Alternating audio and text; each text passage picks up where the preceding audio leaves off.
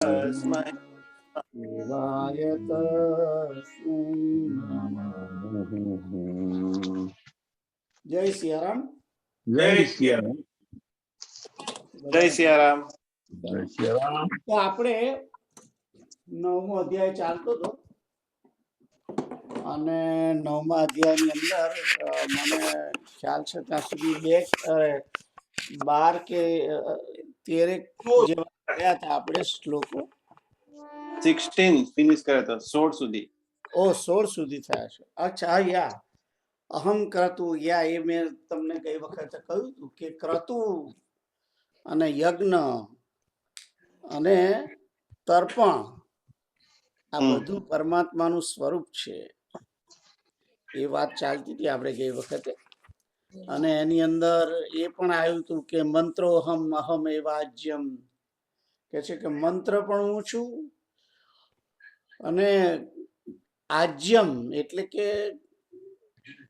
ઘી એ પણ હું છું અને હું જ અગ્નિ છું. અહમ અગ્નિ, અહમ હુતમ.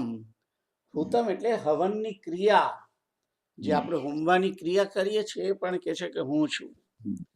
તો 16 સુધી આયા હતા બરાબર.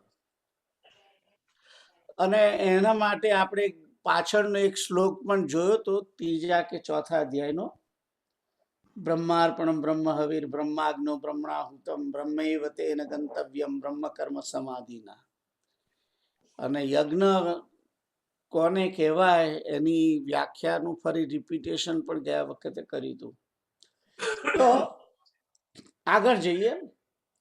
કોઈને ક્વેશ્ચન છે ગઈ વખતના આમાં? બહુ સિમ્પલ છે સમજવાનું. એટલે કારણ કે અહીં ભગવાને માહિતી આપી છે કે પોતે શું છે. ક્રતુ પણ એ છે, એટલે કે શ્રૌત કર્મ છે. યજ્ઞ પણ એ જ છે. સ્વધા એટલે કે પિતૃઓને જે આપવામાં આવે છે તે અન્ન આદિ પણ હું એ જ છે. અને ઔષધ પણ એ જ છે. અને મંત્ર એ છે, ઘૃત એ છે, અગ્નિ એ છે, હવન ક્રિયા પણ એ છે. તો આગળનો શ્લોક જોઈએ. કેતુલ તમે વાંચો. હા.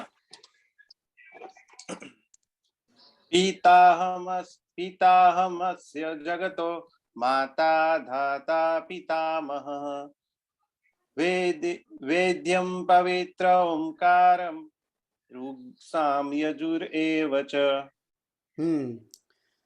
પિતાહમસ્ય જગતો માતા ધાતા પિતામહ વૈદ્યમ પવિત્રમ ઓમકાર રુક્ષામ યજુર એવ ચ. તો સંધિ છૂટી પાડીને કહે છે કે પિતા અહમ, એટલે કે હું પિતા છું. કોનો પિતા છે? તો કે અસ્ય જગત. પિતાહમ અસ્ય જગત માતા ધાતા પિતામહ વૈદ્યમ પવિત્રમ ઓમકાર રુક્સામ યજુ એવ ચ. તો અહીંયા આગળ કહે છે કે હું આ જગતનો, અસ્ય જગત એટલે કે આ જગતનો પિતા અહમ, હું પિતા છું. અને કે છે કે માતા પણ હું જ છું. પિતા છે તો માતા પણ એ જ છે. પરમાત્મા જ માતા છે, કૃષ્ણ પોતે. અને પિતા પણ એ જ છે.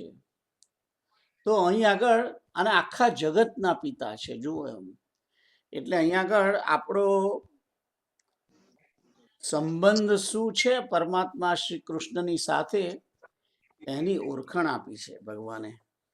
કહી દીધું છે અહીંયા આગળ કે હું પિતા છું અને હું જ માતા છું અને હું જ ધાતા છું. ધાતા એટલે કે ધારણ પોષણ કરનાર, ધારણ પોષણ કરનાર અથવા તો કર્મનું ફળ આપનાર. ધાતાનો એક અર્થ, મેન અર્થ તો ધારણ પોષણ કરનાર એ જ થાય છે. કર્મનું ફળ આપનાર એ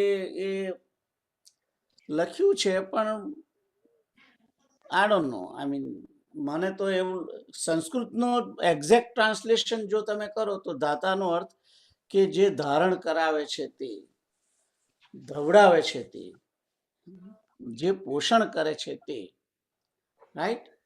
એટલે પોષણ કરે છે ને ધારણ કરે છે તે આ જગતનું એ કૃષ્ણ છે. અને પિતામહ, પિતામહ એટલે કે દાદા, પિતાના પિતા એને પિતામહ કે. અને એવી રીતે સંસ્કૃતની અંદર માતામહ, માતામહ એટલે દાદી, માતાની માતાની માં એને માતામહી કે, માતામહી કે. અને પિતામહની જે પત્ની હોય એને પિતામહી કે છે. ઓકે. અને માતામહ એટલે મધરના ફાધર, બરાબર. અને માતામહી એટલે મધરની મધર સંસ્કૃતમાં. આ તો જસ્ટ તમને આ શબ્દો જાણવા માટે. અને પછી કે છે એટલે પિતામહ એટલે દાદા હું છું એમ કે છે. અને કે છે કે વેદ્યમ, વેદ્યમ એટલે કે જાણવા યોગ્ય, જાણવા યોગ્ય પણ હું જ છું કે છે. આ જગતની અંદર જાણવા યોગ્ય કોણ છે? જાણવા યોગ્ય જ્ઞાન છે, પણ જ્ઞાન કોનું જ્ઞાન? પરમાત્માનું જ્ઞાન. પરમાત્મા જ એક જાણવા યોગ્ય છે એમ કે છે. અને પછી કે છે કે પવિત્રમ, જાણવા યોગ્ય પવિત્ર, જાણવા યોગ્ય પણ પરમાત્મા છે. અને એ પરમાત્મા કૃષ્ણ કેવા છે? પવિત્ર છે. અને એ જ ઓમકાર છે. પવિત્ર ઓમકાર. ઋગ એટલે કે ઋગ્વેદ, સામ એટલે સામવેદ, અને યજુ એટલે યજુર્વેદ. એટલે ત્રણેય આ ત્રણ વેદ જે છે પરમાત્માનું સ્વરૂપ છે. ઋગ્વેદ, યજુર્વેદ અને સામવેદ. અથર્વવેદ આની અંદર નથી. તો અથર્વવેદ જે છે એ એની ઉત્પત્તિ પરમાત્માના મુખમાંથી નથી થયેલી એટલા માટે. તો આ ત્રણેય વેદ જે છે એ પરમાત્માનું શ્રી કૃષ્ણનું જ સ્વરૂપ છે. અહમ એવ એમ કે છે. ઋગસામ યજુ એવ ચ. એવ એટલે કે જ, હું જ છું એમ, રાઈટ. અને ચ જે શબ્દ છે એ ચ એટલે કે તથા, પણ એ હું અહમની જગ્યાએ વાપરેલો છે. એટલે હું જ છું એમ કહેવા માંગે છે. તો આ બધું ત્રણ વેદ અને પવિત્ર ઓમકાર જે છે તે પવિત્ર છે. તે ઓમકાર અને જાણવા યોગ્ય જે છે એ પરમાત્મા શ્રી કૃષ્ણ. પિતામહ એ પણ કૃષ્ણ, માતા પણ કૃષ્ણ, પિતા પણ કૃષ્ણ, આ જગતને ધારણ પોષણ કરનાર પણ કૃષ્ણ. એટલે આના ઉપરથી આપણને ખબર પડે કે ભગવાન શ્રી કૃષ્ણ કોણ છે.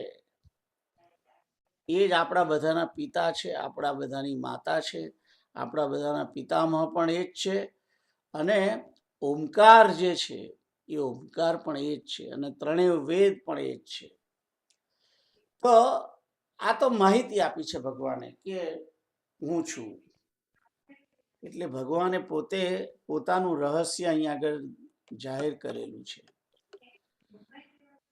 તો આમાં તો કોઈને ક્વેશ્ચન હશે ને? બહુ સિમ્પલ અન્ડરસ્ટેન્ડિંગ છે કે ભગવાને માહિતી આપી છે કે હું તમારો પિતા છું જગતનો, હું જ ધારણ કરવા વાળો છું, હું જ માતા છું, હું જ પિતા છું.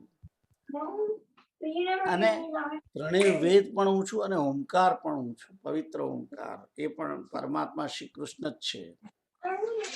તો આમાં તો કશું બહુ કહેવા જેવું છે નહીં. કેવી રીતે છે એ તો ભગવાને પોતે જ પોતાની અંદરથી પ્રકૃતિને બહાર કાઢી છે.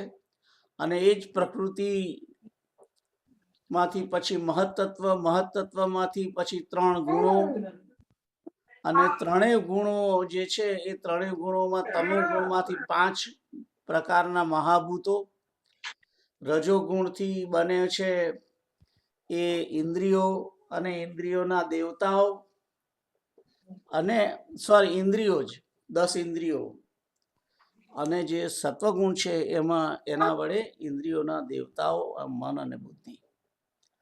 તો આ બધું પરમાત્માએ જ બનાવ્યું છે અને એમણે જ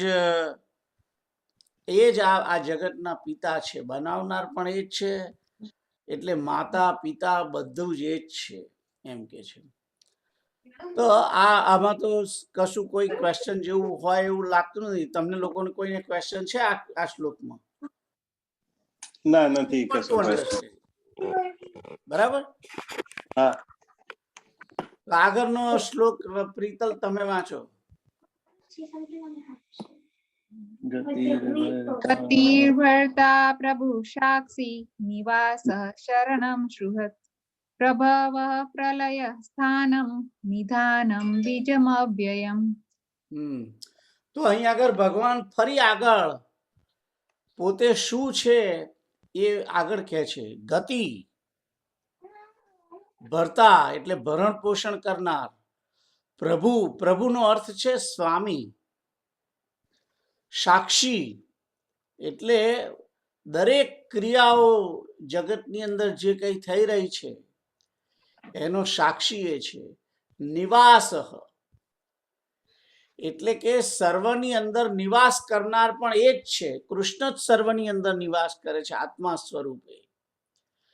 પછી કે છે પ્રલય શરણમ, શરણ આપનાર અથવા તો શરણ લેવા યોગ્ય. એ શરણ લેવા યોગ્ય પણ કૃષ્ણ જ છે. અને સુરત એટલે કે સામો ઉપકાર, સામા બદલો લીધા વગર, બદલાની આશા રાખ્યા વગર જે કઈ ઉપકાર કરવામાં આવે છે, જે ઉપકાર કરે છે એને સુરદ કહે છે. સુરદનો અર્થ કોણ? કે જે વ્યક્તિ ઉપકાર કરે પણ એની સામે બદલો ના લે, એટલે કે એની સામે બીજું કોઈ આશા ના રાખે, તેનું એ સુરદ કહેવાય. કે આપણું હિત કરે પણ જોડે એની સામે બીજો કશું એને લેવાનું કે એની ઈચ્છા ના હોય, તે એને સુરદ કહેવાય છે. અહીંયા આગળ પ્રતિ ઉપકારની એટલે કે સામેથી ઉપકારની અપેક્ષા નહીં રાખીને હિત કરનાર અથવા તો ઉપકાર કરનાર જે છે તે સુરદ. અને આગળ છે પ્રલય પ્રભવ. પ્રભવ એટલે કે ઉત્પત્તિ. આ જગતની ઉત્પત્તિ કરનાર એ જ છે. પ્રલય એટલે કે આ જગતનું પ્રલય કરનાર પણ એ જ છે. વિશ્વનો પ્રલય કરનાર પણ એ જ છે. સ્થાનમ એટલે કે સર્વનો આધાર, જેના આધારે આ રહેલું છે તે સ્થાન એ જ છે. અને નિધાનમ, નિધાન એટલે કે પ્રલય વખતે જેની અંદર એ લય પામે છે તે. સર્વભૂતો જે છે એ તમામ પંચમહાભૂતો જે છે એ પછી તમો ગુણમાં જાય, તમો ગુણ પછી મહત્તત્વની અંદર જાય, અને મહત્તત્વ પ્રકૃતિની અંદર લય પામે, અને પ્રકૃતિ પુરુષની અંદર, પરમાત્માની અંદર લય પામે છે. તો એ જે લય પામે છે જેની અંદર એ સમાપ્ત થાય છે એને નિધાન કહે છે. એને નિધાન કહે. અને પછી કહે છે કે બીજમ, આ જગતનું બીજ. બીજ એટલે કે કારણ. આ જગતનું બીજ એટલે કે જગતનું કારણ પણ હું જ છું. અને કેવું કારણ છે? અવ્યયમ. અવ્યયનો અર્થ છે કે અવિનાશી. અવ્યય એટલે કે જે ક્યારેય નાશ નથી પામતું તે. તો અવિનાશી કારણ પણ પરમાત્મા શ્રી કૃષ્ણ જ છે એમ કે છે. તો અહીં આગળ અહમ અને એવ શબ્દ નથી, પણ આગળના શ્લોકની અંદર જે ચ વાપર્યો છે એ એની સાથે જ આ બધી વાતો કહી રહ્યા છે. એટલે એવ ચ પછી ગતિ, ભર્તા, પ્રભુ, સાક્ષી, નિવાસ, શરણ, શુરદ, પ્રભવ, પ્રલય, સ્થાન, નિધાન અને અવ્યય બીજ, એ બધું શ્રી કૃષ્ણ જ છે એમ કે છે. તો આ બે શ્લોક જો માણસ સમજી લે, આ બે શ્લોક સમજી લે તો અને બરાબર જો એને યાદ રાખે તો આપણને કૃષ્ણ વિશે બીજો કોઈ પણ સંદેહ થવો ના જોઈએ કે કૃષ્ણ કોણ છે, આપણો અને શ્રી કૃષ્ણનો સંબંધ શું છે, એ અહીંયા આ બંને શ્લોકોની અંદર બતાવેલા છે. તો જીવાત્માના તમામ સંબંધો, મેં પહેલા કહ્યું છે કે નહીં એ મને યાદ નથી, ગીતાજીમાં પણ રેગ્યુલર સત્સંગોમાં તો હું કહેતો જ આવ્યો છું કે જીવના બીજા જીવની સાથે કોઈ સંબંધ નથી.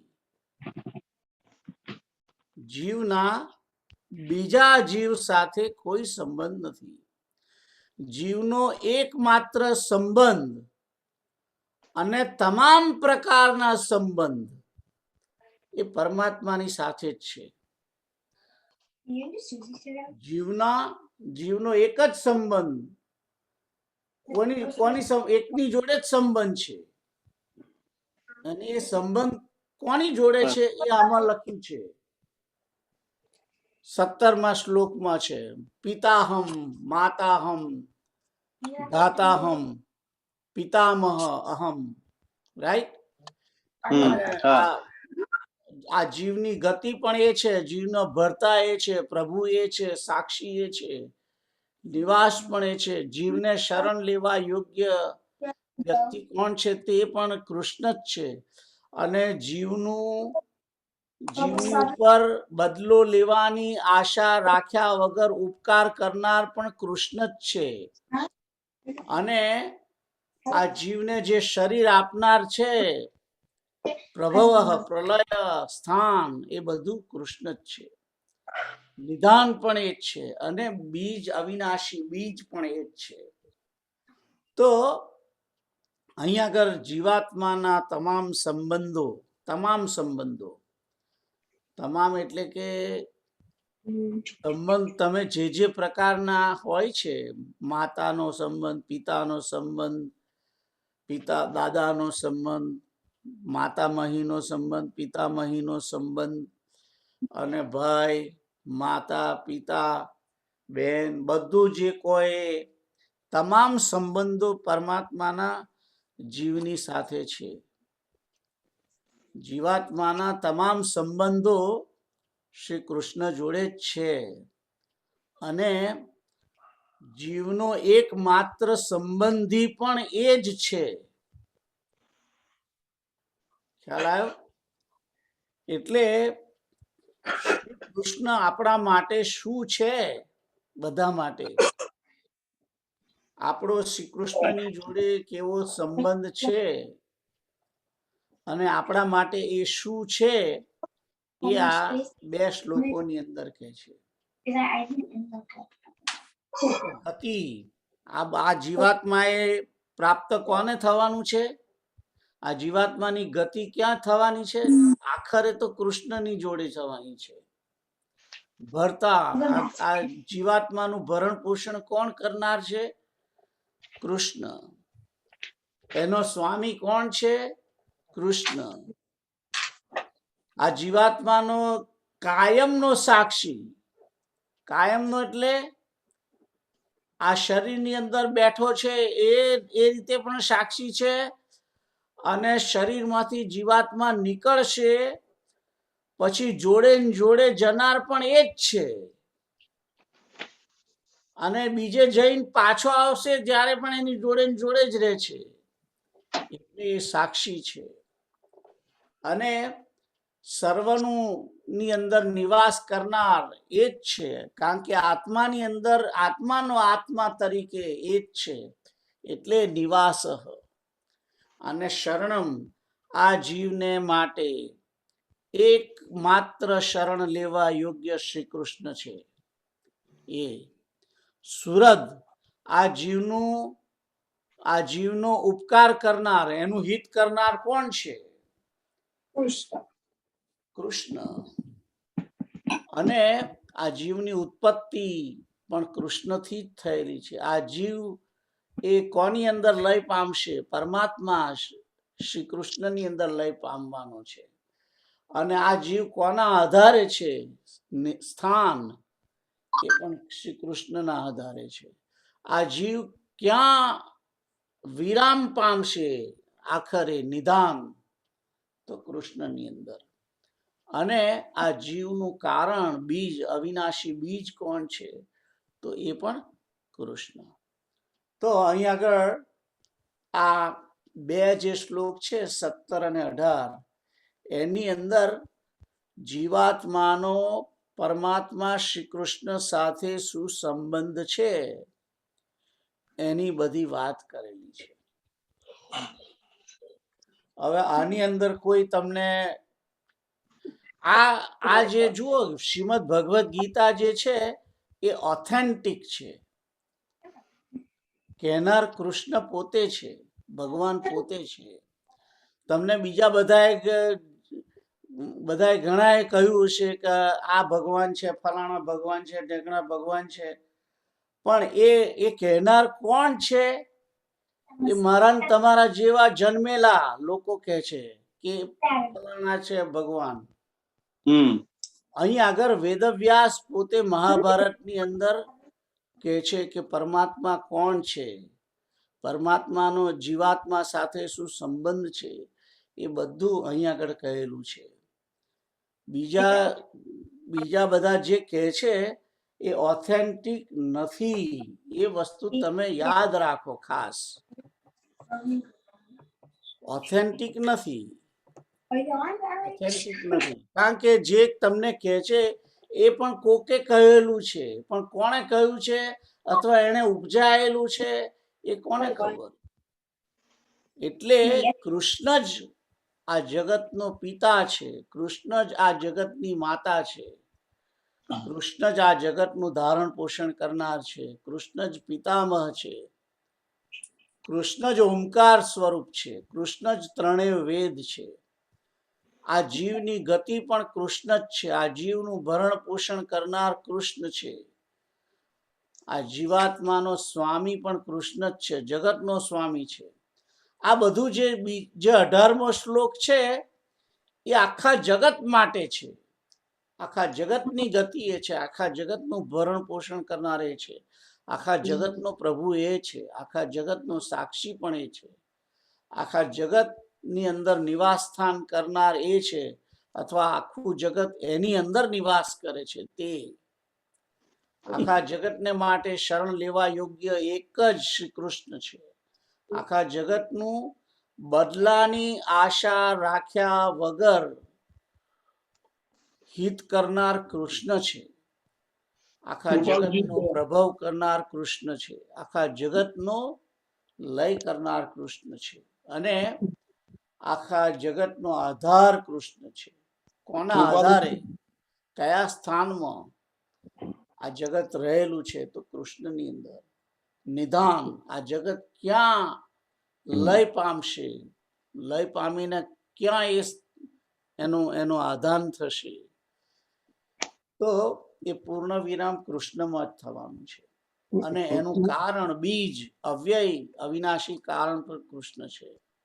એટલે અહીં આગળ આ 9મા અધ્યાયના 17 અને 18 નંબરના શ્લોકની અંદર ભગવાન શ્રી કૃષ્ણએ પોતાનો સંબંધ જીવાત્મા સાથે, જગત સાથે શું છે એની વાત ખુલ્લી કરી છે. કોઈને ક્વેશ્ચન છે આ બાબતમાં? કૃપાલુજીને યાદ કરાય. કરો. सब कुछ उसके अंदर है। હા, कृपालु जी कहते हैं सब कुछ उसके अंदर है। या सब कुछ उनके अंडर में है. That's right. બરાબર. તો આઈ થિંક સિમ્પલ 18મો શ્લોક છે. કોઈને આની ઉપર ક્વેશ્ચન હોવો ના જોઈએ,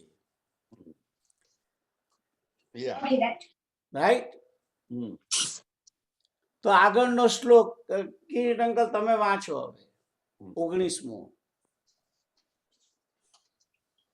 19वां श्लोक।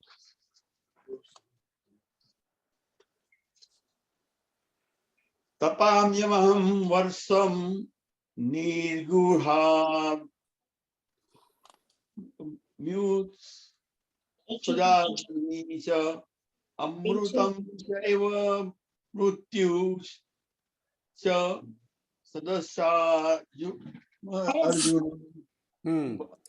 गोटा કહે महाराज છે કે તપામ્યહમહમ વર્ષમ નિગૃણામ્ય ઉત્સૃજામિ ચ અમૃતમ ચૈવ મૃત્યુશ્ચ સદસચ્ચાહમ અર્જુન. તો સંધિ છૂટી પાડીને કહે છે કે તપામી અહમ, તો કહે છે કે હું જ તપું છું. તપું છું એટલે કે સૂર્ય રૂપે તપું છું એમ કહેવા માંગે છે. હું જ સૂર્ય રૂપે તપું છું. અને વર્ષમ નિગૃહણામી, ગૃહણામી, વર્ષમ એટલે કે વર્ષા, અને નિગૃહણામી એટલે કે એનું આકર્ષણ કરું છું. વર્ષાનું આકર્ષણ કરનાર કોણ છે? એટલે કે વરસાદ કોણ પાડે છે તે, રાઈટ? ઉત્સૃજામી એને આકર્ષણ કરે છે વર્ષાને, અને ઉત્સૃજામી એટલે કે એને વરસાવે છે. આ જગતની ઉપર વરસાદ પાડે છે પણ એ, અને વર્ષાના વાદળોને ખેંચી લાવે છે પણ એ જ. એનું આકર્ષણ કરે છે, એ વાદળોનું આકર્ષણ કરીને ભેગા કરે છે, અને ભેગા કરી અને એને વરસાદ બનાવીને નીચે પાડે છે. એ કોણ છે? કૃષ્ણ છે. અને પછી કહે છે અમૃતમ ચ એવ, અમૃત પણ હું જ છું. ચ એટલે તથા, એવ એટલે કે જ, અને અમૃતમ ચ એવ મૃત્યુ, અને મૃત્યુ પણ હું જ છું કે છે. અમૃત પણ એ છે અને મૃત્યુ પણ એ છે. અને કે છે સત ચ અસત, સદ અસત ચ અહમ, સત અસત ચ અહમ, એવી રીતે છે, રાઈટ? સદસચ્ચાહમ એમની અંદર સત અસત ચ અહમ અર્જુન, એવી રીતે છે સંધિ છૂટી પાડીને. એટલે કે સત પણ હું છું અને અસત પણ હું જ છું. સત અને અસત બંને એ જ છે, કૃષ્ણ જ છે. અને મૃત્યુ પણ એ છે અને અમૃત પણ એ છે. અમૃત એટલે કે જીવન, જીવન પણ એ છે અને મૃત્યુ પણ એ છે. અને આ જગતને તાપ આપનાર સૂર્ય તરીકે પણ કૃષ્ણ જ છે. આ જગતને ઉપર વરસાદ વરસાવનાર શ્રી કૃષ્ણ છે. અમૃત પણ એ છે અને મૃત્યુ પણ એ છે. સત પણ એ છે અને અસત પણ એ છે, એમ કે છે. બધું જ એ છે એમ કે છે અહીંયા આગળ. તો અહીંયા આગળ ભગવાન કહે છે કે હું કૃષ્ણ સૂર્ય રૂપે તપું છું, અને હું જ તપી અને પછી વાદળોને આકર્ષણ કરું છું, એટલે કે ભેગા કરું છું અને વરસાદ પાડું છું. હું જ અમૃત છું અને હું જ મૃત્યુ પણ હું જ છું, અને હું જ સત અને અસત છું. તો અહીં આગળ ભગવાન પોતાનું રહસ્ય આગળ વધારે પડતું કહી રહ્યા છે આ શ્લોકની અંદર. અસત I think એટલે માયા simple કહેવાય છે. ને. કઈ સમજવા જેવું કે આમાં કઈ ના સમજણ પડે એવું કઈ છે નહીં, રાઈટ? અસત એટલે માયા. હે? અસત એટલે માયા. અસત અસત એટલે માયા. ચાલે. અસત એટલે કે જે નિત્ય છે તે અનિત્ય છે, નિત્ય નથી તે. હા. તત એટલે કે નિત્ય, અને અસત એટલે જે નિત્ય નથી તે, એટલે જે જે જે કાયમ છે જ નહીં તે માયા. બરાબર છે, યુ રાઈટ. એ બરાબર છે. તમે કહો છો માયા, અસત નો અર્થ માયા પણ એ જ છે. કારણ કે માયા છે એનું અસ્તિત્વ નથી, રાઈટ? માયાનું અસ્તિત્વ નથી એટલે કે નિત્ય નથી, એટલે અસત છે. બરાબર છે. તો એ તમારું અન્ડરસ્ટેન્ડિંગ બરાબર છે. કોઈને ક્વેશ્ચન છે 19મા શ્લોકમાં? તો આગળ જઈએ. હા, બોલો, હવે કોણ વાંચશે? દાદા દાદા વાંચે છે. ઓકે, હું કરું છું. ચાલો, આ ડિફરન્ટ આવ્યો ને એમાં. ત્રૈવિદ્યામામ સોમપાહ પૂત પાપા. આ શ્લોકની અંદર રાગ બદલાય છે. હા, એ જ નહીં ખબર પડતી એ કયો રાગ આ. ત્રૈવિદ્યામામ સોમપાઃ પૂત પાપા યજ્ઞૈરિષ્ટ્વા સ્વર્ગતિમ પ્રાર્થયન્તે તે પુણ્યમાસાદ્ય સુરેન્દ્રલોકમ અશ્નન્તિ દિવ્યાન દિવિ દેવ ભોગાન તે તમ ભુક્ત્વા સ્વર્ગલોકમ વિશાલમ હીણે પુણ્યે મર્ત્યલોકમ વિશન્તિ એવં ત્રૈધર્મો પ્રપન્ના ગતાગતમ કામ કામા લભન્તે. આ બે શ્લોકની અંદર રાગ ચેન્જ થાય છે. તો સંધિ છૂટી પાડીને કે છે આમાં ત્રૈવિદ્યા. ત્રૈવિદ્યા એટલે કે ત્રણેય વેદોની અંદર જે કહેલું છે તે વિદ્યા. મામ એટલે કે મને. સોમપાહ, સોમપા એટલે કે સોમ રસને પીનારા. અને પૂત પાપા, પૂત એટલે કે પવિત્ર, રાઈટ? એટલે પાપોથી છૂટેલા અથવા તો પાપમાંથી છૂટીને પવિત્ર બન્યા છે તે પુરુષો. એટલે અહીં આગળ સોમપા પૂત પાપા જે છે એનો અર્થ એટલે કે દેવ સમજવાનું છે, રાઈટ? દેવ, દૈવી પુરુષો એમ. મામ યજ્ઞ એટલે યજ્ઞ વડે, ઈષ્ટવા, ઈષ્ટવા એટલે કે પૂજીને, પૂજન કરીને, સ્વર્ગતિમ પ્રાર્થયન્તે, પ્રાર્થયન્તે એટલે સ્વર્ગતિમ એટલે કે સ્વર્ગની પ્રાપ્તિ માટે પ્રાર્થના કરે છે. પ્રાર્થયંતી, રાઈટ? અને પછી કે છે કે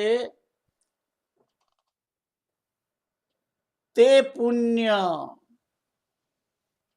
પુણ્યરૂપ, પુણ્યના ફળરૂપ સુરેન્દ્રલોકમ, સુરેન્દ્રલોક, સુરેન્દ્ર એટલે કે ઇન્દ્ર, ઇન્દ્રલોક અથવા તો સ્વર્ગ. આસાદ્ય એટલે કે પામીને, તે પુણ્યમ આસાદ્ય, આસાદ્ય એટલે પામીને. અને પછી કહે છે કે અશ્નંતી, અશ્નંતી એટલે ભોગવે છે અથવા તો ખાય છે. દિવ્યાન એટલે કે દિવ્ય, દિવ્યાન નો અર્થ કે દિવ્ય. અને દેવ ભોગાન એટલે કે દેવોના ભોગોને ભોગવે છે અથવા તો ખાય છે એમ કહેવાય છે. એટલે આખો આખો જે શ્લોક જે છે એનો અર્થ કન્ટિન્યુઅસ તમે જો વાંચો તો કહે છે કે ત્રણેય વેદોની અંદર ત્રૈવિદ્યા, વેદોની અંદર શું જાણવા યોગ્ય છે? વેદ એટલે કે જાણવું, અથવા તો વેદની અંદર જે બધું મૂકેલું છે, ભરેલું છે, એ વેદની અંદર શું છે? વિદ્યા છે. એ ત્રણ પ્રકારની વિદ્યા, એ ત્રૈવિદ્યા એટલે લખ્યું છે ઋગ્વેદની વિદ્યા, સામવેદની વિદ્યા અને યજુર્વેદની વિદ્યા.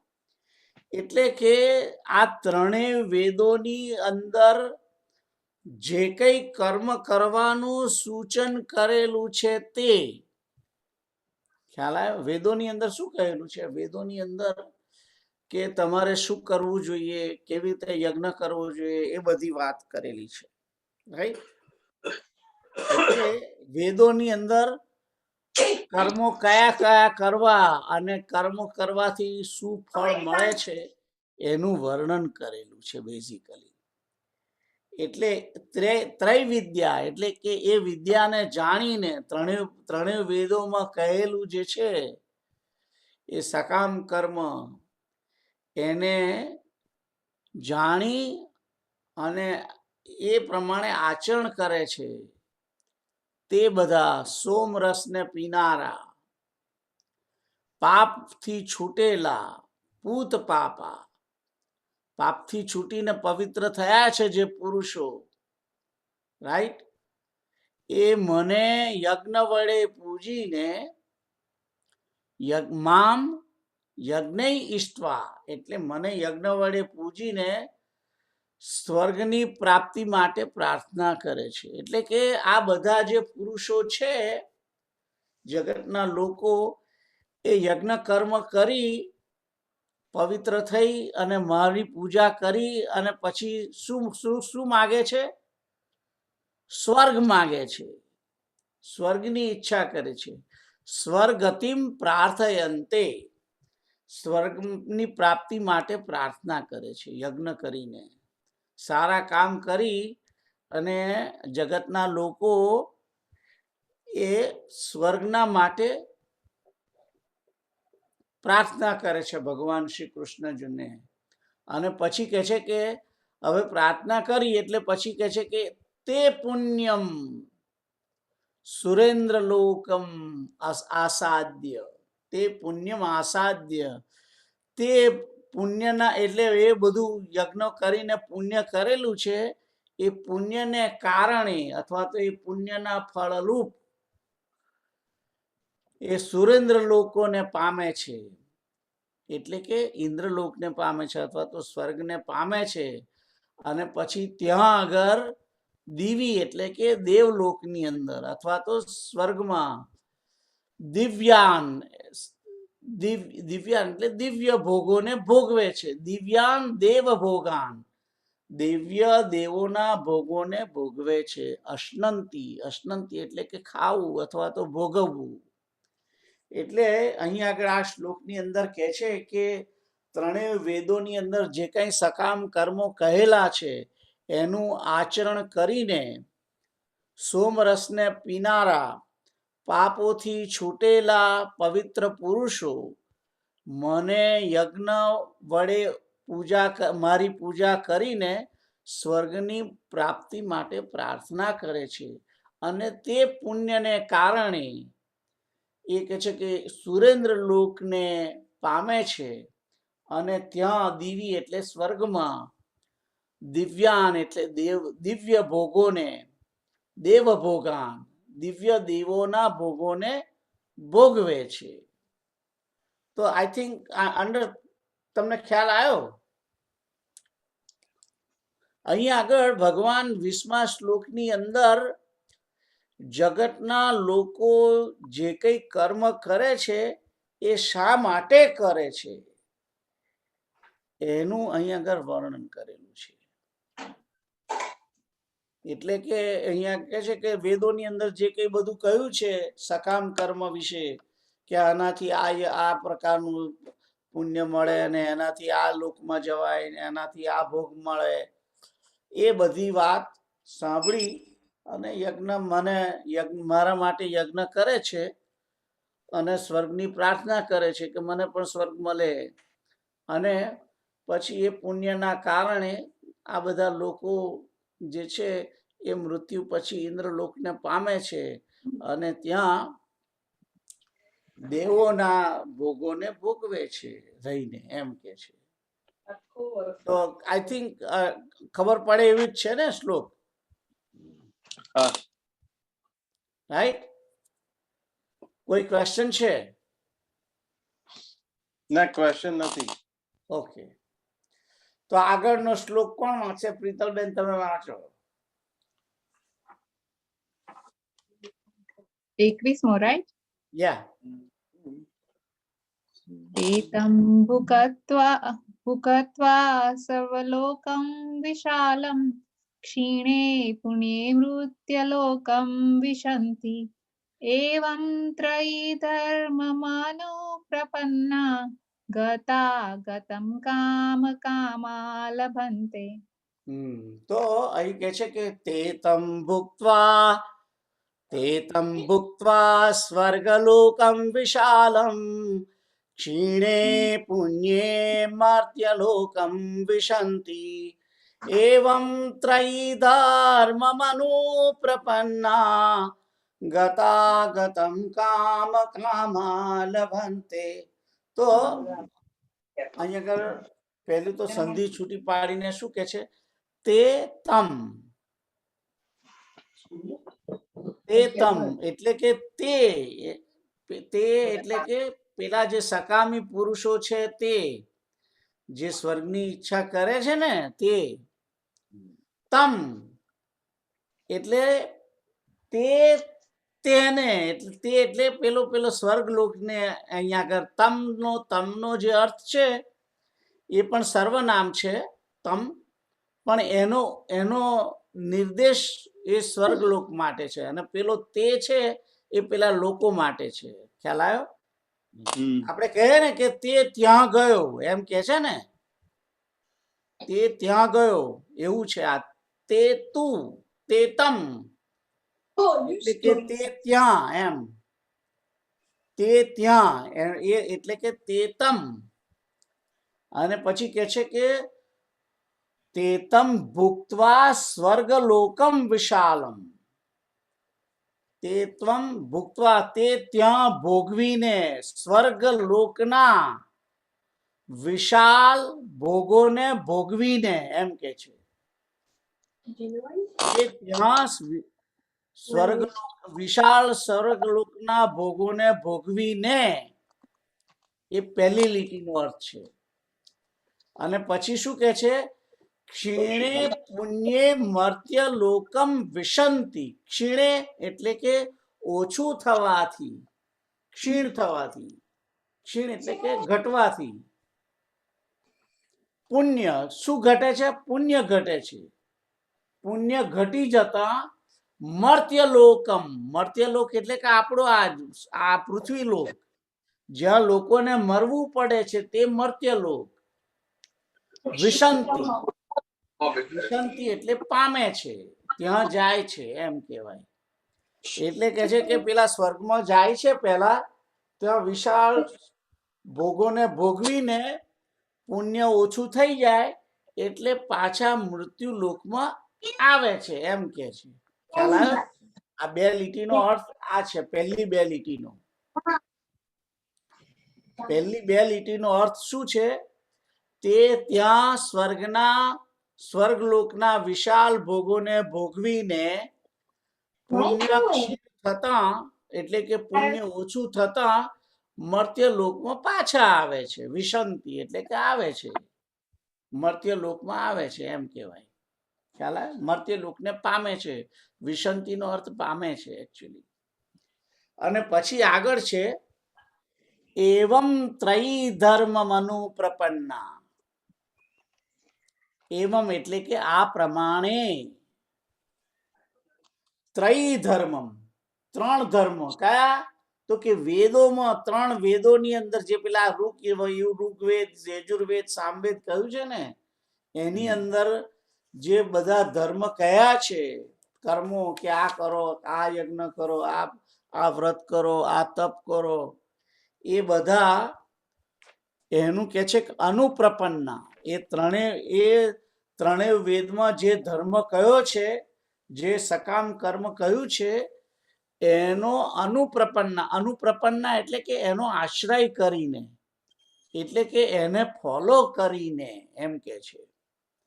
કામા એટલે કામની ઈચ્છા, એટલે કે ભોગોની ઈચ્છા વાળા પુરુષો. કામા એટલે કે ભોગોની ઈચ્છા વાળા પુરુષો.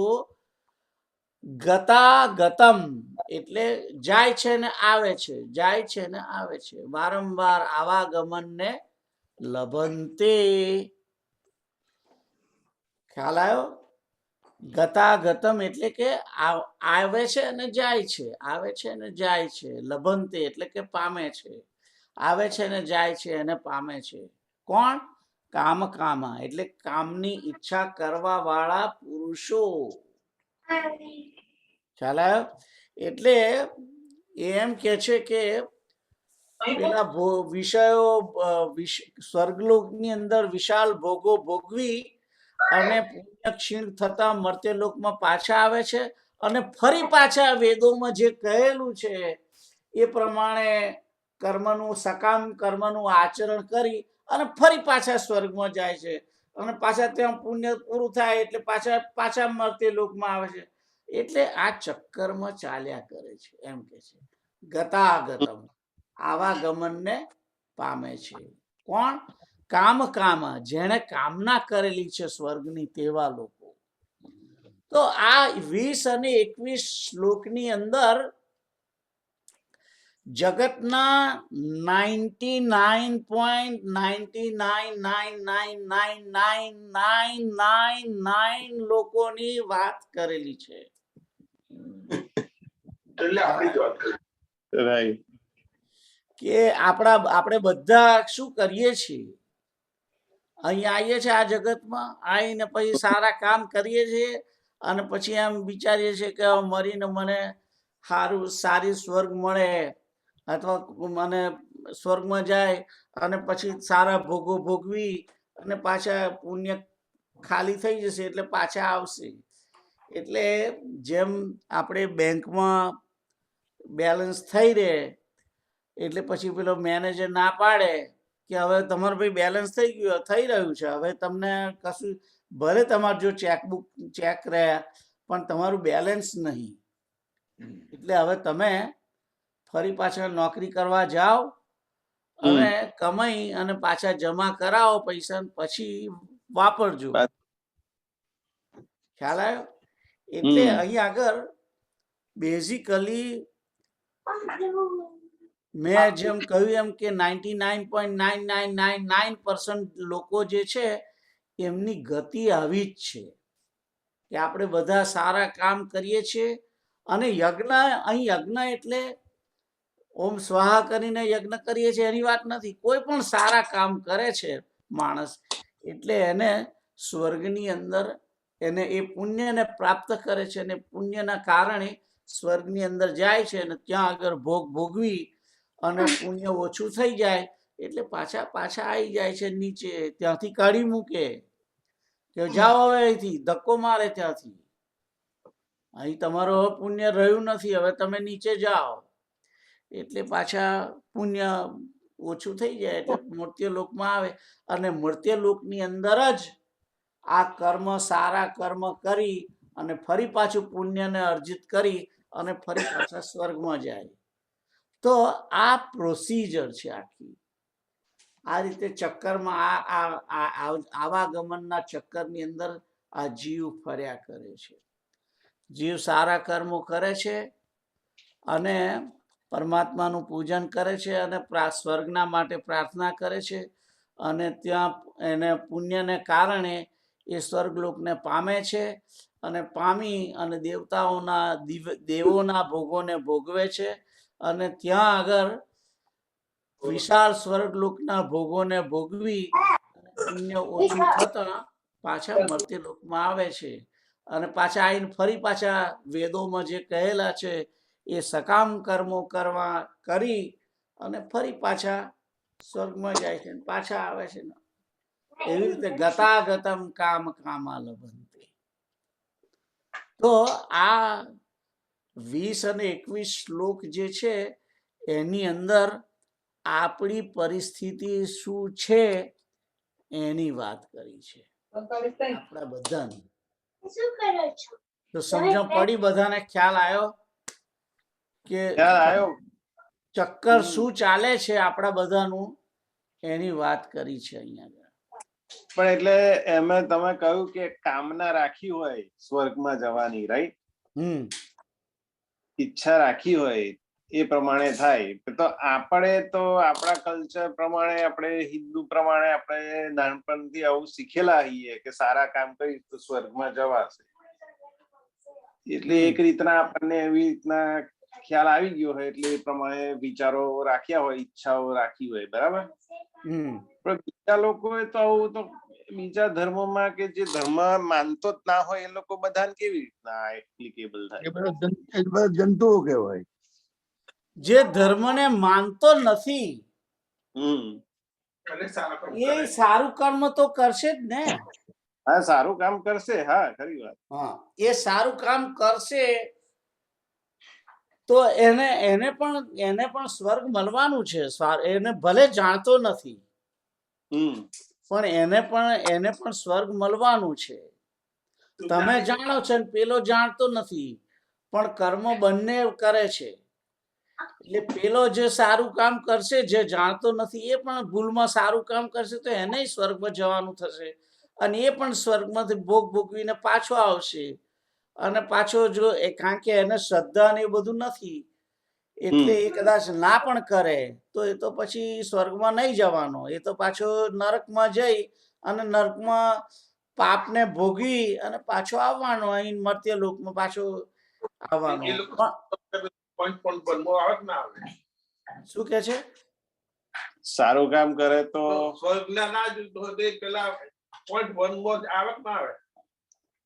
પેલા તમે ના કહ્યું 99.9999 ખરા, અને એમાં જે રિમાઇન્ડર છે એમાં આવે એ લોકો. હવે જેને જુઓ, જે ધર્મને માનતો જ નથી અને જેને ધર્મની ખબર જ નથી એ તો કોઈ બી કામ સારું કામ કેમ કરવાનું? એને એ લાભ થાય એટલા માટે જ કરવાનું છે ને.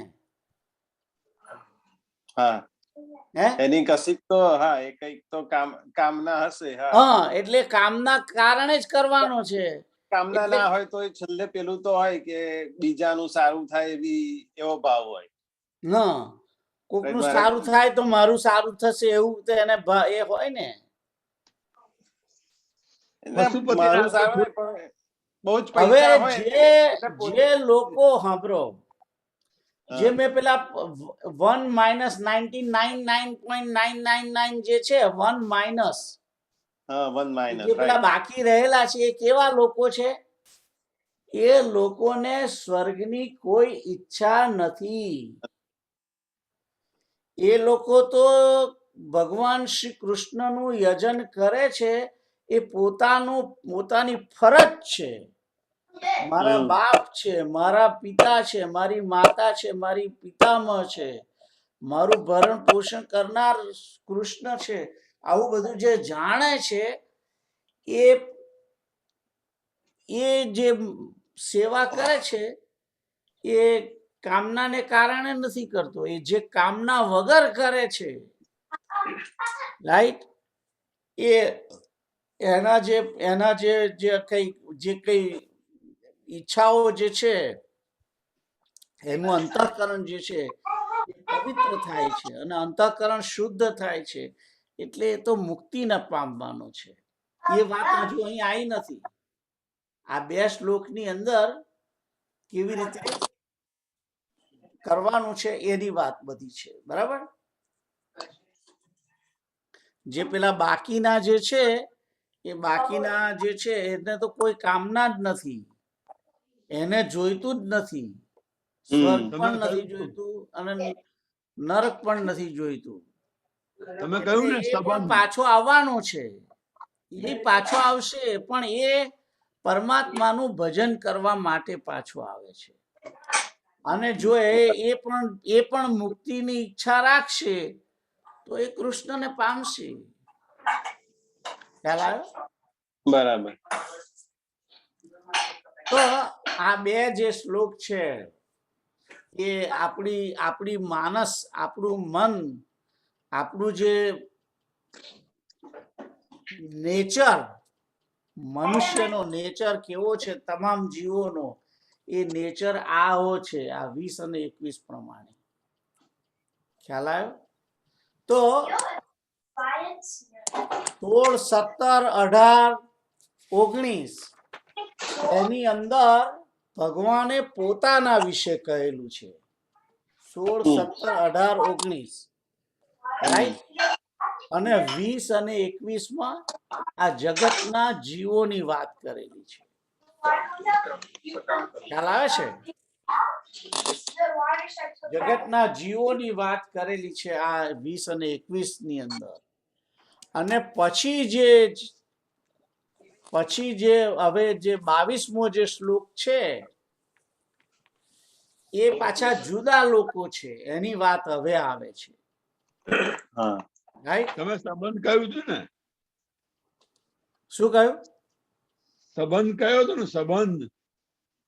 સંબંધ આવી ગયો ને તમારો. આપણો સંબંધ શું છે એ તો આવ્યો. 20 અને 1, અરે આગળ 16, 17, 17 અને 18 19, 18 માં આવી ગયો ને.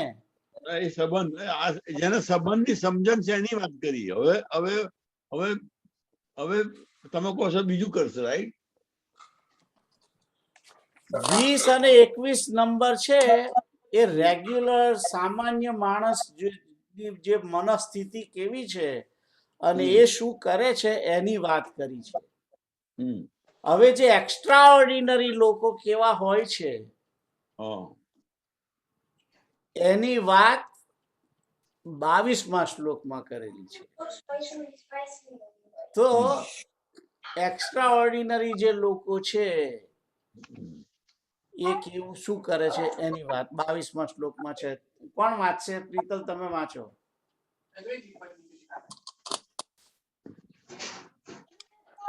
અનન્યા તો કોઈને ક્વેશ્ચન નથી, રાઈટ? ના, નથી. ઓકે, વાંચો.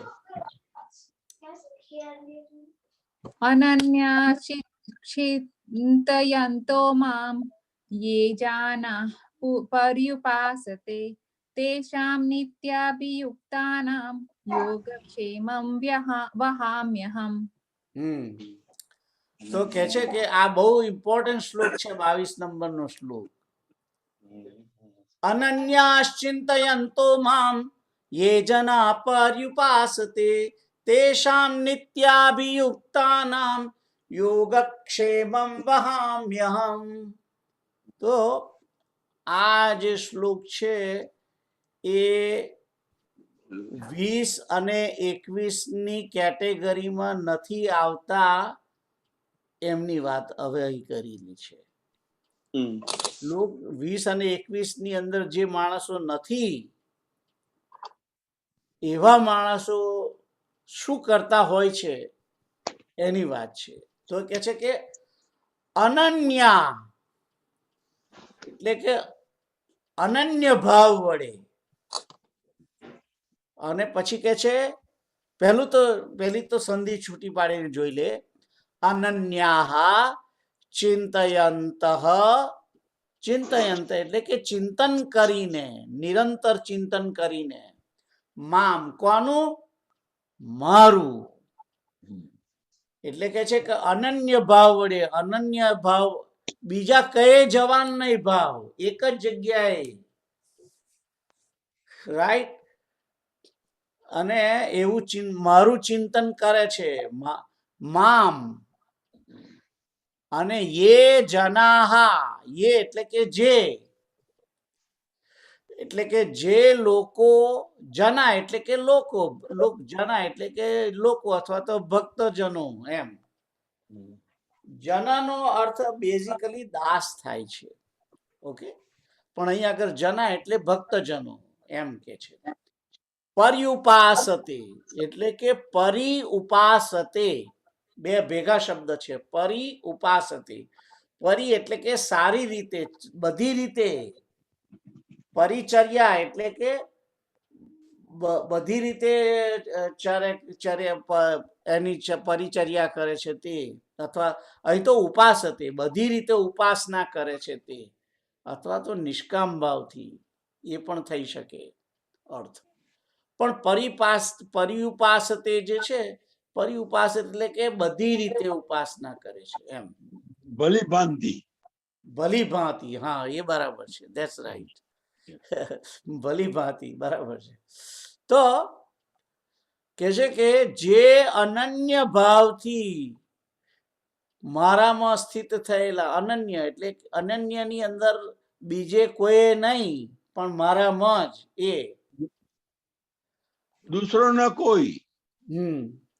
અને જના જે અનન્ય ભાવથી ભક્તજનો મને પરમેશ્વરને જ ચિંતયંત એટલે કે નિરંતર ચિંતન કરીને પરિઉપાસતે સારી રીતે ઉપાસના કરે છે મારી, તે એટલે કે તેષામ,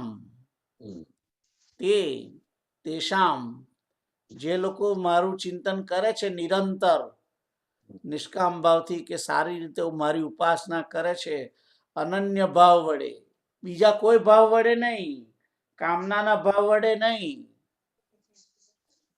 કોઈ ભાવ વડે નહીં. ખાલી મારા મા બાપ છે, મારા પિતા કૃષ્ણ છે, મારી માતા કૃષ્ણ છે, મારા સ્વામી કૃષ્ણ છે, મારી ગતિ કૃષ્ણ છે, મારું શરણ કૃષ્ણ છે, મારા સુરદ પણ કૃષ્ણ છે,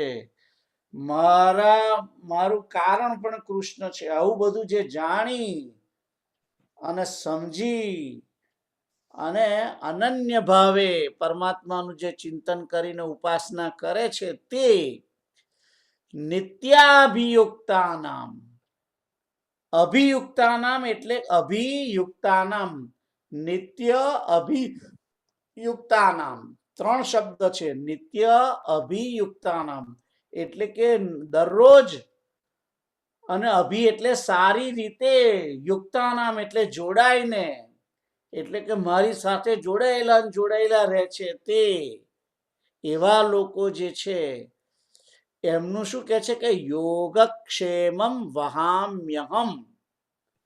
હવે બે યોગ અને યોગક્ષેમમાં બે શબ્દ છે. યોગ પણ છે ને ક્ષેમ પણ છે. યોગનો અર્થ કે એમને હું આપું છું, એમને એનો યોગ કરાવું છું, એમને એ પ્રાપ્ત કરાવું છું, એનો અર્થ કે યોગ. અને ક્ષેમમ એટલે કે એની સાચવણી કરું છું, એટલે કે હું એમને પૈસા આપું છું અને એમના પૈસા સાચવું પણ છું. એમનું બધું જ યોગક્ષેમ હું જ કરું છું. એમને જે જોઈએ હું આપું છું અને એ આપેલાનું હું રક્ષણ પણ હું જ કરું છું એમ કે છે. વહામ્યહમ કે હું પોતે વહન કરું છું. વહામ્યહમ શબ્દ છે. વહામી એટલે કે મારી ઉપર, પીઠ ઉપર.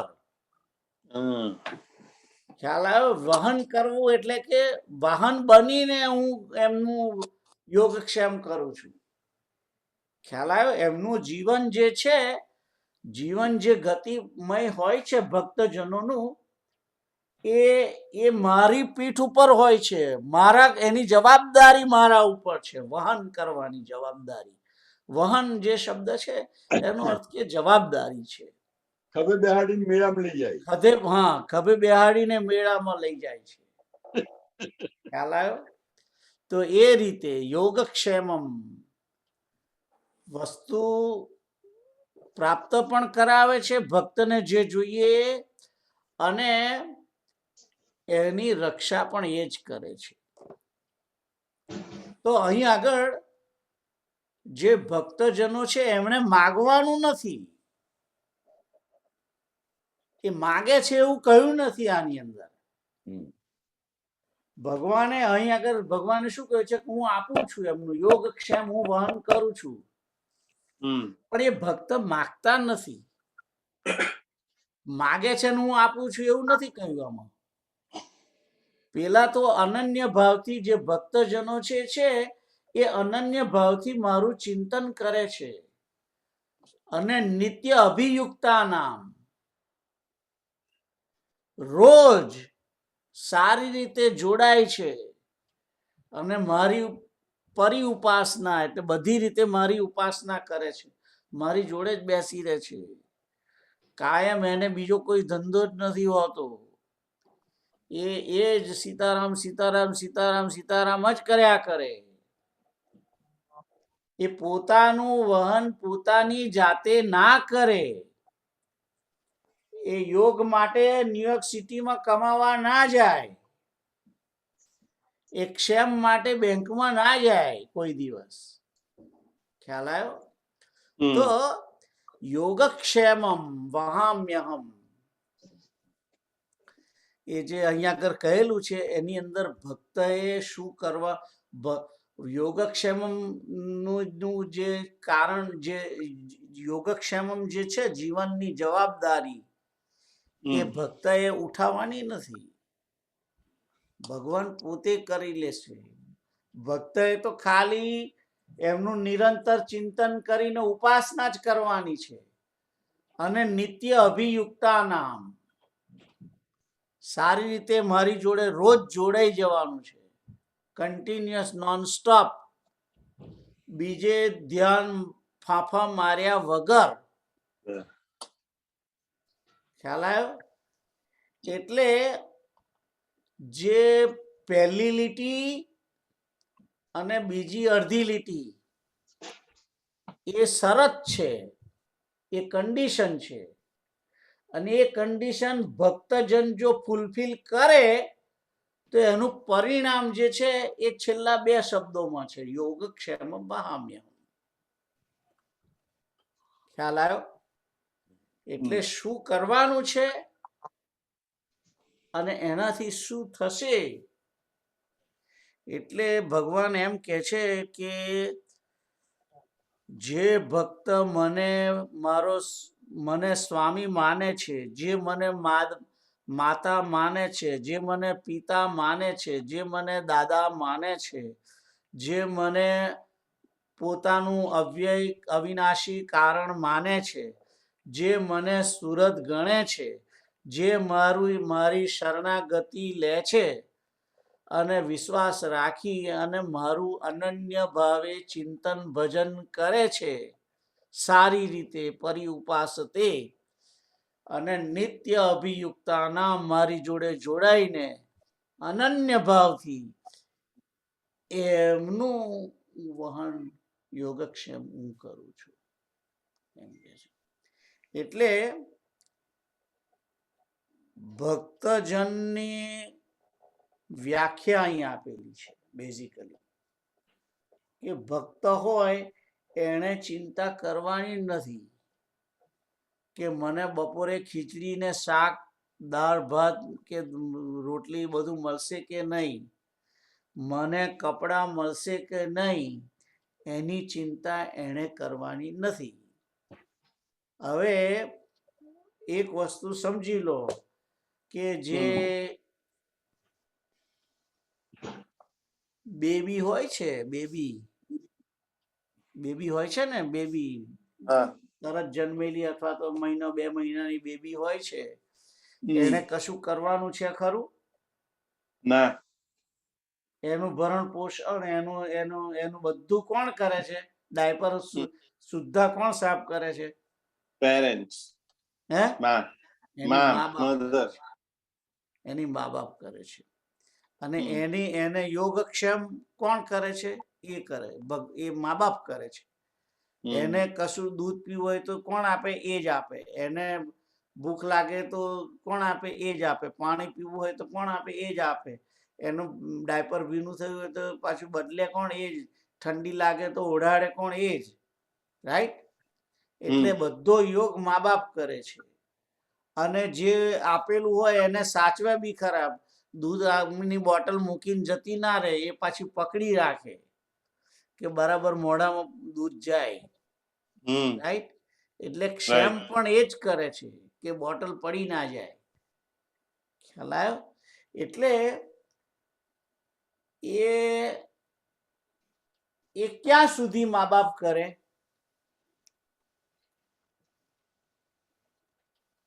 મા બાપ ક્યાં સુધી કરે? જય સુધી એ બાળક પોતાનું ધ્યાન રાખતું ના થાય ત્યાં સુધી. એટલે કે બાળક પોતે શરણાગતિ ભૂલી જાય છે મા બાપની, અને પોતે પોતાનું અસ્તિત્વ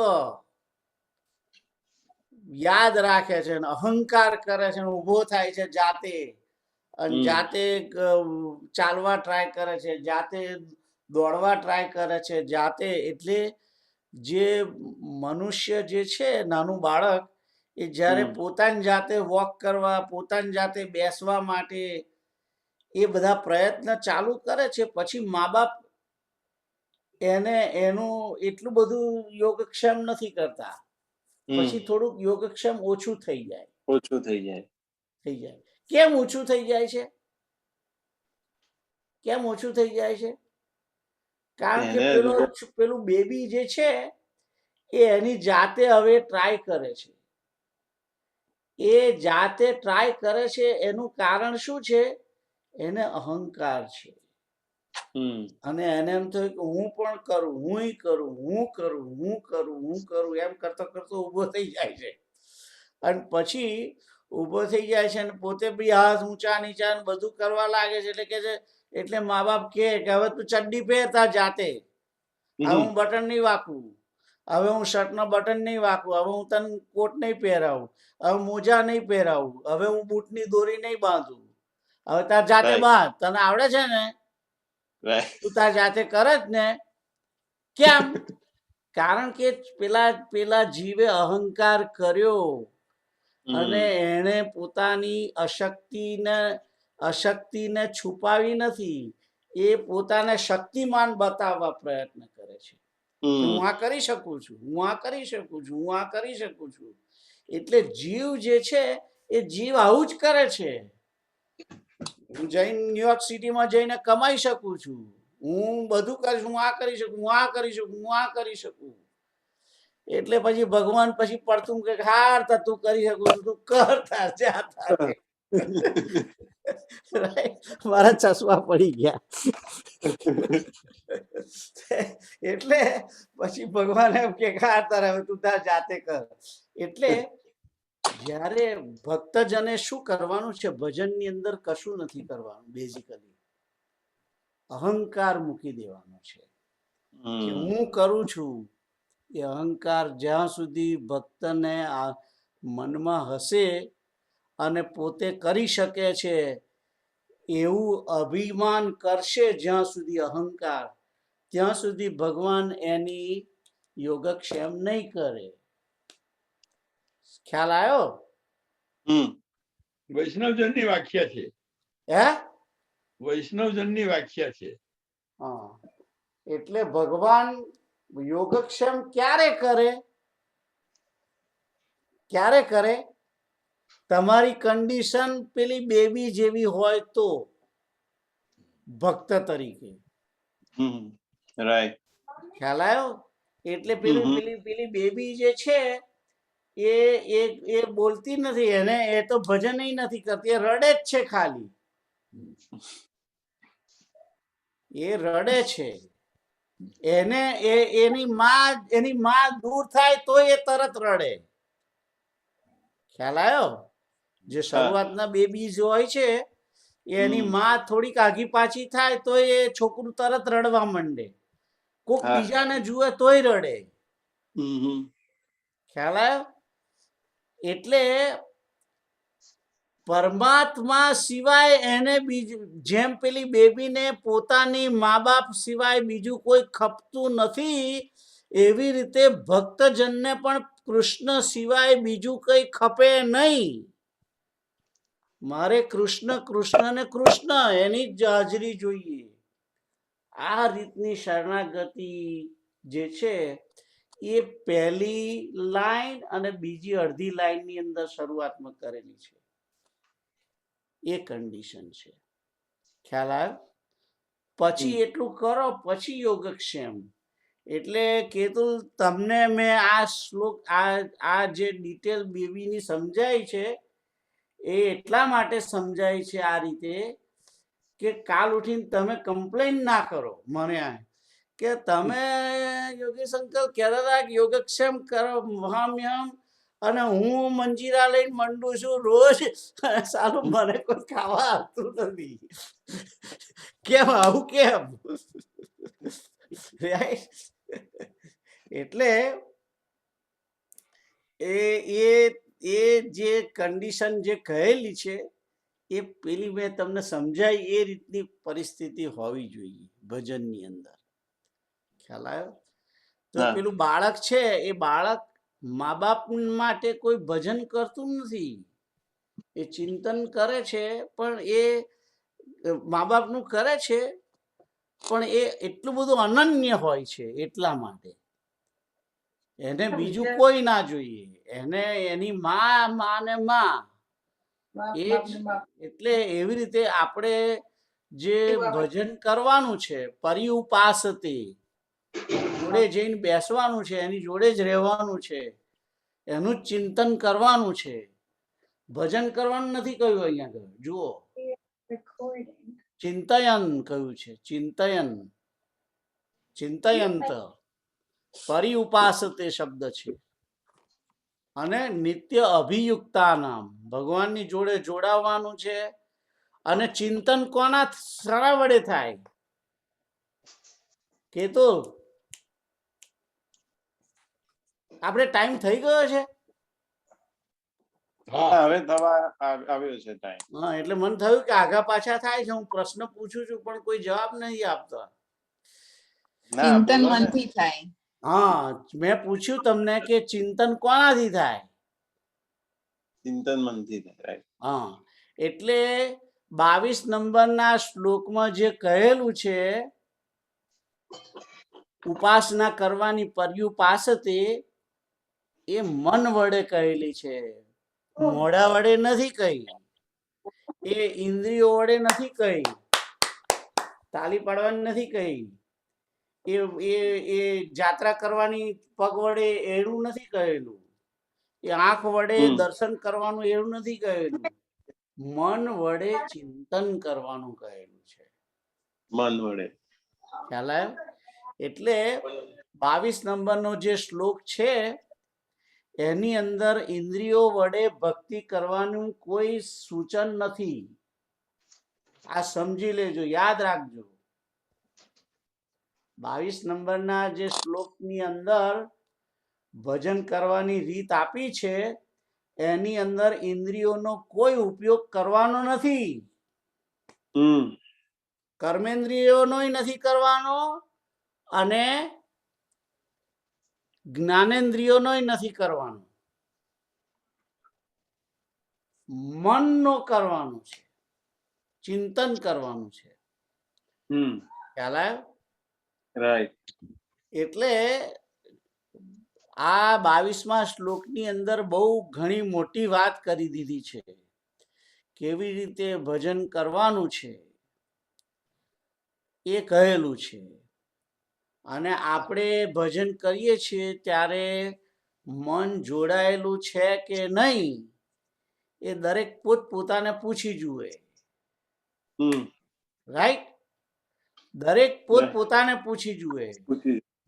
બીજાને નહીં પૂછવાનું, મારે તને નહીં પૂછવાનું, તારે મને નહીં પૂછવાનું, મારે મને જ પૂછી લેવાનું કે હું ભજન કરું છું તારે મારું મન પરમાત્માની જોડે જોડાયેલું હોય છે કે નહીં, કે ખાલી હાથ જ જોડાયેલો હોય છે, મોઢું જ જોડાયેલું હોય છે, આંખ જ જોડાયેલી હોય છે, કે મન જોડાયેલું હોય છે. શું જોડાયેલું છે એ આપણે દરેકે પોતપોતાની જાતે કારણ કે ભગવાને જે 22મા શ્લોકની અંદર જે વાત કરેલી છે એ મનની કરેલી છે. ઓલરાઈટ, તો ટાઈમ થઈ ગયો છે એટલે અહીં આગળ હમણાં બંધ રાખીએ અને આવતા વીકે ફરી જોઈશું. બરાબર? બરાબર.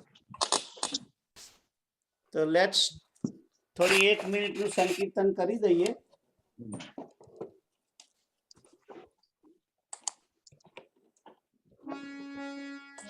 કૃષ્ણ ગોવિંદ હરે મુરારે, હે નાથ નારાયણ વાસુદેવ. શ્રી કૃષ્ણ ગોવિંદ હરે મુરારે, હે નાથ નારાયણ વાસુદેવ.